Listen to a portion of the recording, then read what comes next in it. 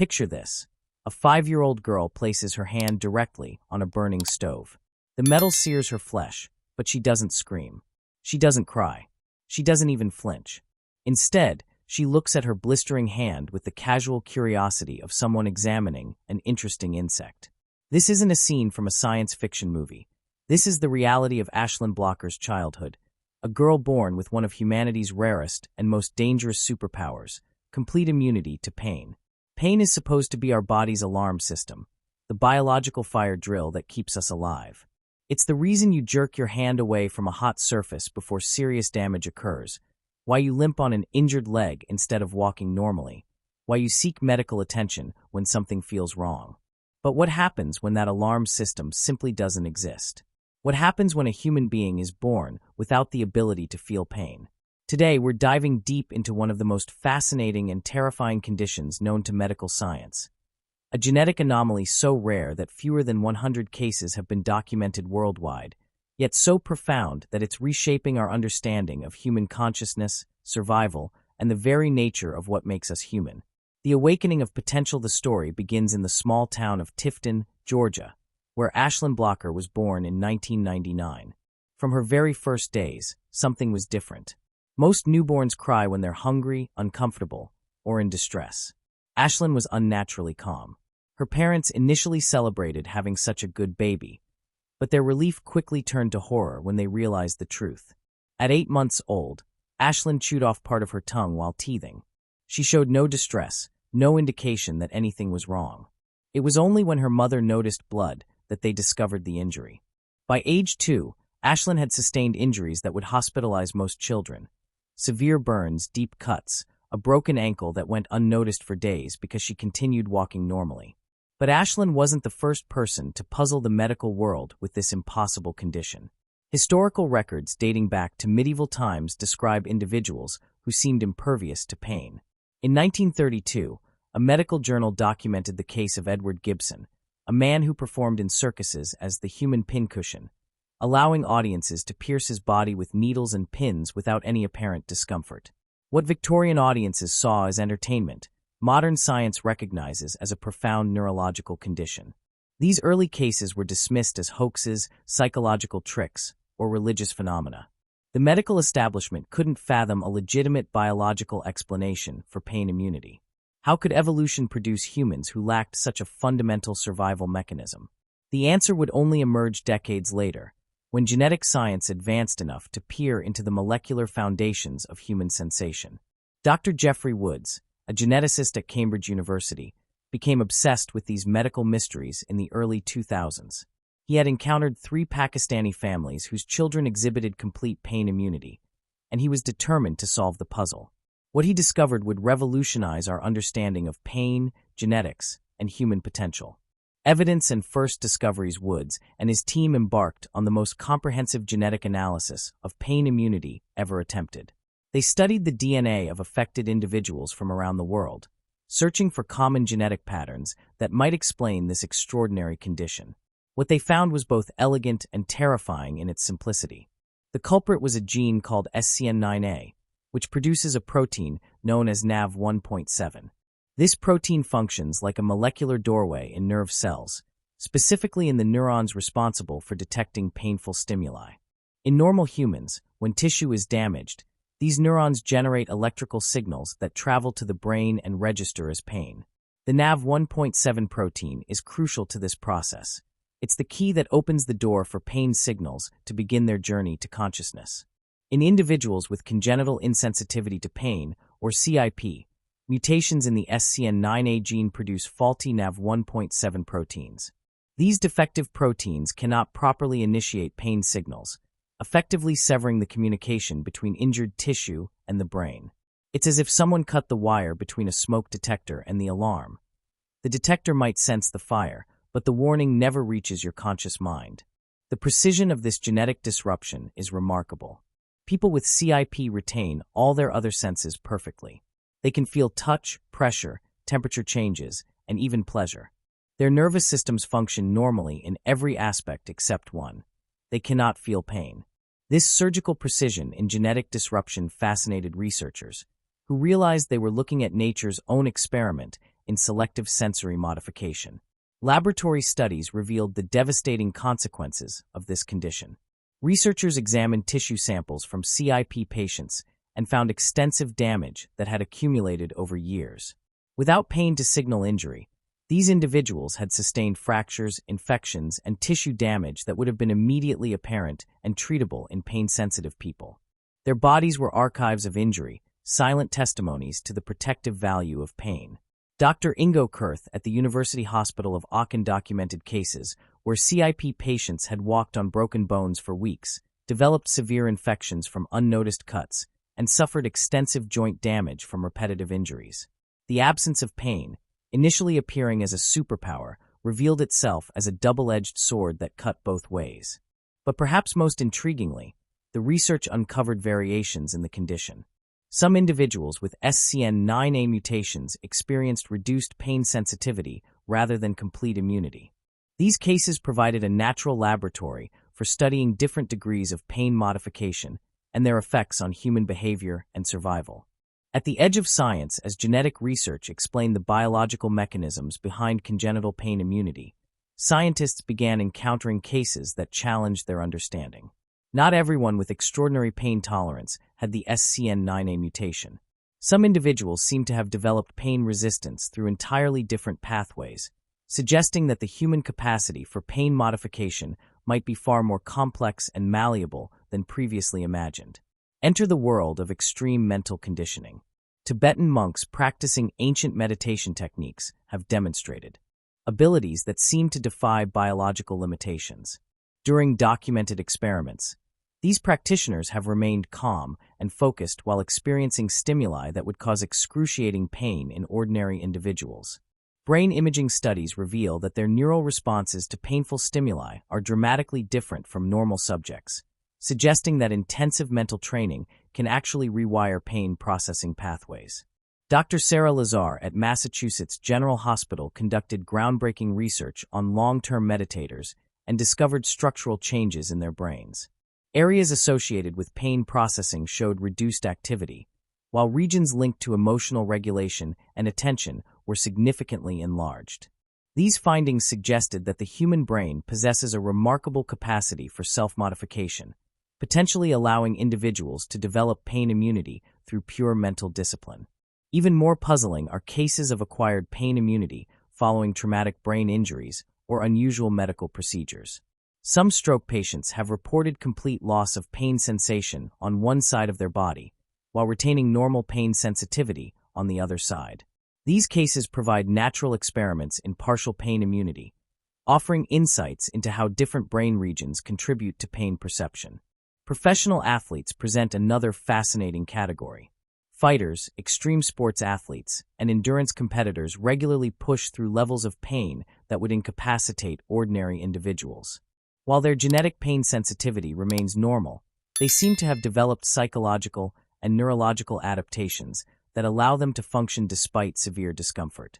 Brain imaging studies of these individuals reveal increased activity in regions associated with pain suppression and emotional control.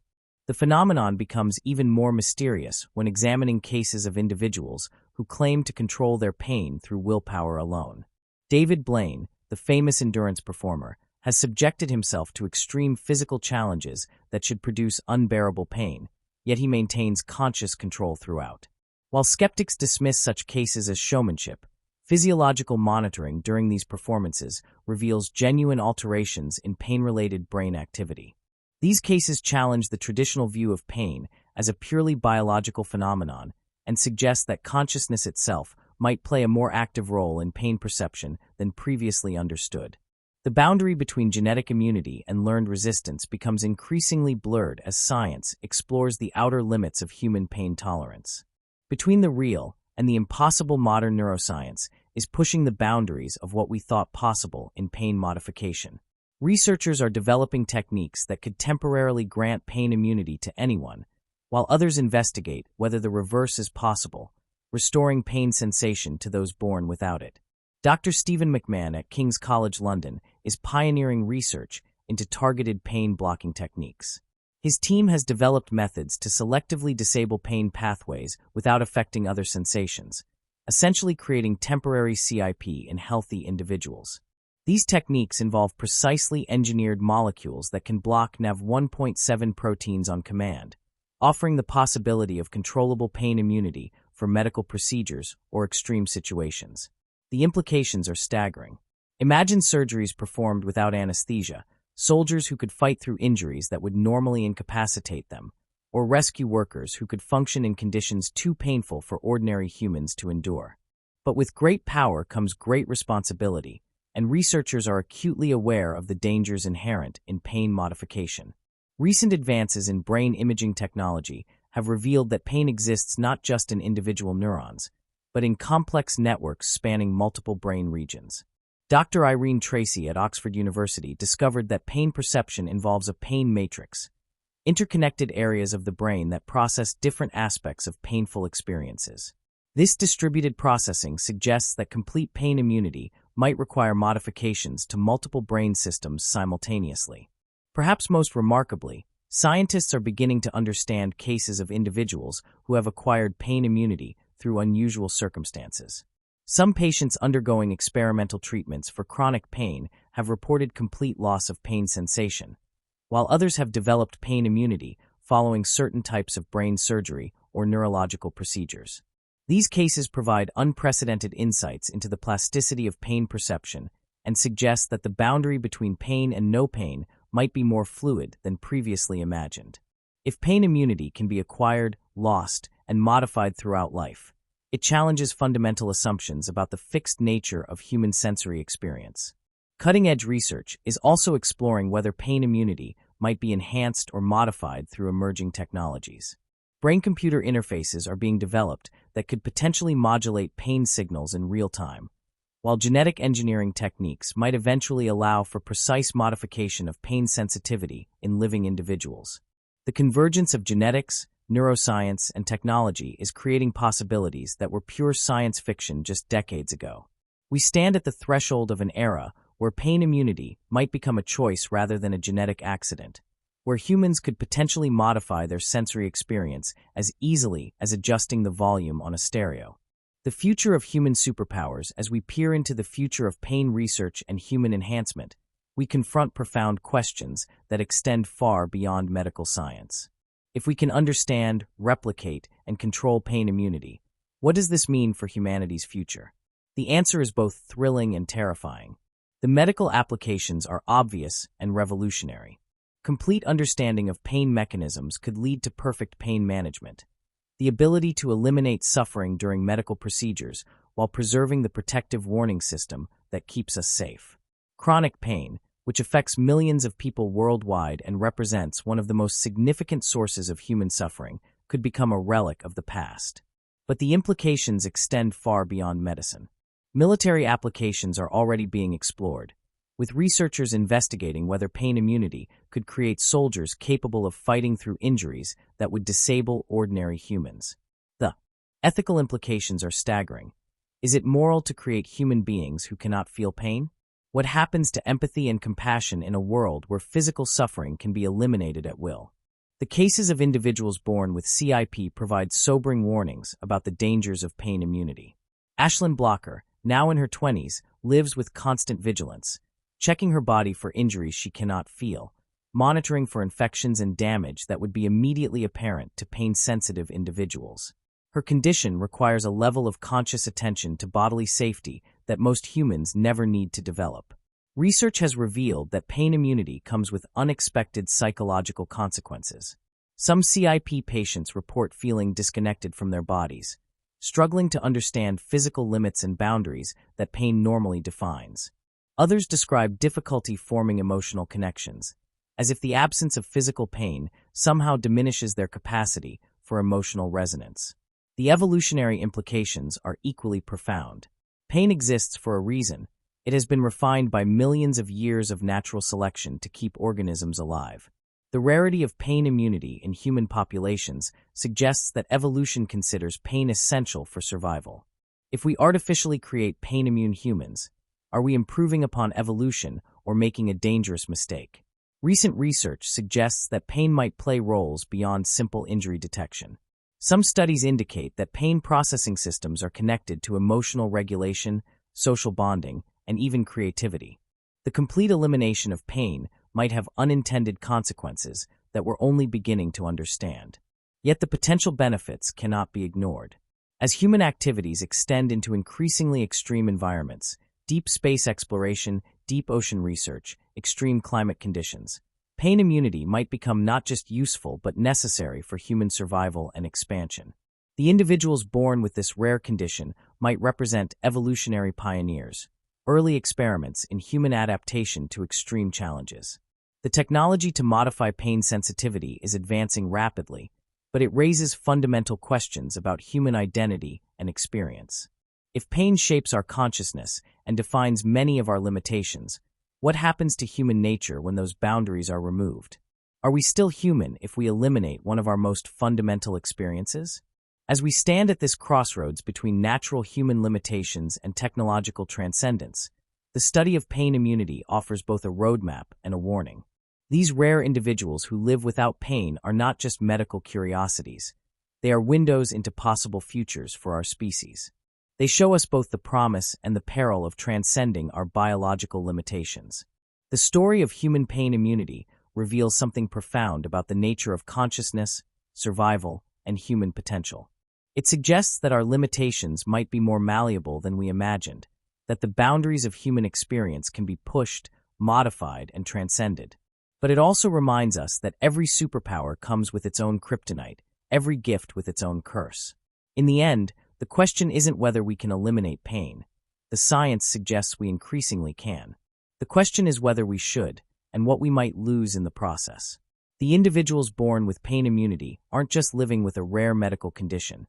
They're conducting a grand experiment in human consciousness, testing the boundaries of what it means to be human in a world where suffering is optional.